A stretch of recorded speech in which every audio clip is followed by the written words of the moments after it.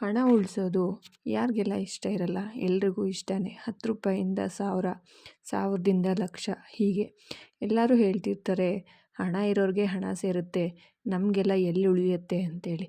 ಇಲ್ಲ, ನಾವು ದುಡ್ಡನ್ನು ಉಳಿಸೋದಕ್ಕೆ ಪ್ರಾರಂಭ ಮಾಡಲೇಬೇಕು ಅನ್ನೋ ಮನಸ್ಥಿತಿ ಇಟ್ಕೊಂಡ್ರೆ ಎಲ್ಲರಿಗೂ ಸಹ ಹಣ ಉಳಿಸೋದು ಸಾಧ್ಯವೇ. ನಮಸ್ಕಾರ ಎಲ್ರಿಗೂ, ಇದು ಅರುಣೋದಯ ಕನ್ನಡ ವ್ಲಾಗ್ಸ್. ಕೆಲ್ಸಕ್ಕೆ ಹೋಗಿ ದಿನ ಎಲ್ಲ ದುಡಿದ್ರು ನಮಗೋಸ್ಕರ ಅಂತ ಹಣನೇ ಉಳ್ಸೋಕ್ಕಾಗ್ತಿಲ್ಲ ಅನ್ನೋರಿಗೆ ಈ ವಿಡಿಯೋ. ಫಸ್ಟು ನಾವು ಯಾಕೆ ದುಡ್ಡನ್ನು ಉಳಿಸ್ಬೇಕು ಅಂತ ತಿಳ್ಕೊಂಡ್ರೆ, ದುಡ್ಡು ಉಳಿಸೋದು ತುಂಬಾ ಸುಲಭ. ವಾರದ ಸಂಬಳದವರಾದರೆ ಒಂದು ದಿನದ ಸಂಬಳವನ್ನು ಉಳಿತಾಯಕ್ಕೆ ಅಂತ ತೆಗೆದಿಡಿ. ತಿಂಗಳ ಸಂಬಳದವರಾದರೆ ಒಂದಿಷ್ಟು ಕನಿಷ್ಠ ಅಂದರೂ 2,000 3 ಸಾವಿರ ಅಂತನಾದರೂ ತೆಗೆದು ಉಳಿತಾಯದ ಹಣವನ್ನು ಖರ್ಚು ಮಾಡದೆ ಫಸ್ಟೇನೇ ಉಳಿತಾಯಕ್ಕೆ ಆದ್ಯತೆ ಕೊಡಬೇಕು. ಅದಾದಮೇಲೆ ಖರ್ಚಿಗೆ ಆದ್ಯತೆ ಕೊಡಬೇಕು. ಫಸ್ಟೇ ಖರ್ಚಿಗೆ ನಾವು ಆದ್ಯತೆ ಕೊಡೋದಾದರೆ ಉಳಿತಾಯ ಹೇಗೆ ಸಾಧ್ಯ? ಮಕ್ಕಳ ಓದು, ಮನೆ ಖರ್ಚು, ಆಸ್ಪತ್ರೆ, ಹಬ್ಬ ಇವೆಲ್ಲ ಬೇರೆ. ನಿಮಗೋಸ್ಕರ ನಿಮಗೇ ಅಂತ ಉಳಿಸಿ ನೋಡಿ, ಆಗ ನಿಮಗೆ ಸಿಗೋ ಖುಷಿನೇ ಬೇರೆ. ವರ್ಷಕ್ಕೊಮ್ಮೆ ಆದರೂ ನಿಮಗೋಸ್ಕರ ಅಂತ ಟ್ರಿಪ್ ಮಾಡಿ, ಒಡವೆ ಖರೀದಿ ಮಾಡಿ, ಅಥವಾ ನಿಮಗಿಷ್ಟದ ಬಟ್ಟೆಗಳಾದರೂ ಖರೀದಿ ಮಾಡಿ ಅಲ್ವಾ. ಬರೀ ದುಡಿಯೋದೇ ಆಯಿತು, ನಮಗೋಸ್ಕರ ನಾವು ಬದುಕೋದು ಯಾವಾಗ? ನಮಗೆ ಲಕ್ಷಗಳು ಖರ್ಚು ಮಾಡೋದಿಲ್ಲ ಅಂದರೂ ಪರವಾಗಿಲ್ಲ, ನಮಗೋಸ್ಕರ ಅಂತ 5ರಿಂದ 10 ಸಾವಿರನಾದರೂ ಒಂದು ಸತಿ ಖರ್ಚು ಮಾಡ್ಬೋದಲ್ಲ.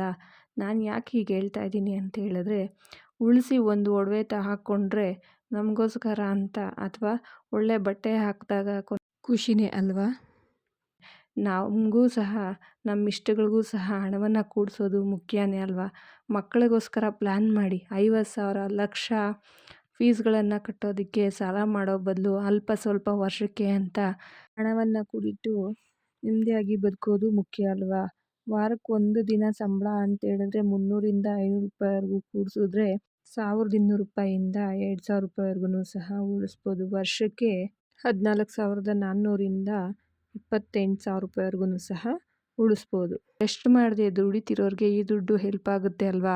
ಅದೇ ರೀತಿ ತಿಂಗಳಿಗೆ 2ರಿಂದ 3 ಸಾವಿರ ಕೂಡಿಸಿ ಇಡೋದ್ರಿಂದ RDನೋ ಚೀಟಿನೋ ಹಾಕಿ ಸೇವ್ ಮಾಡ್ತಾ ಹೋದರೆ ಅದೂ ಸಹ ಒಂದು ವರ್ಷಕ್ಕೆ 50,000ವರೆಗೂ ಸಹ ಸೇವ್ ಆಗುತ್ತೆ. ಈ ರೀತಿ ಸೇವ್ ಮಾಡಿರೋ ದುಡ್ಡು ಕಡೆಗಾಲದಲ್ಲಾದ್ರೂ ನಮಗೆ ಅಂತ ಹೆಲ್ಪ್ ಆಗುತ್ತಲ್ವ. ಯಾರ ಮೇಲೇನೂ ಡಿಪೆಂಡೆನ್ಸ್ ಇಲ್ಲದೆ ಬದುಕೋ ರೀತಿ ಒಂದು ದಾರಿ ಆಗುತ್ತಲ್ವ.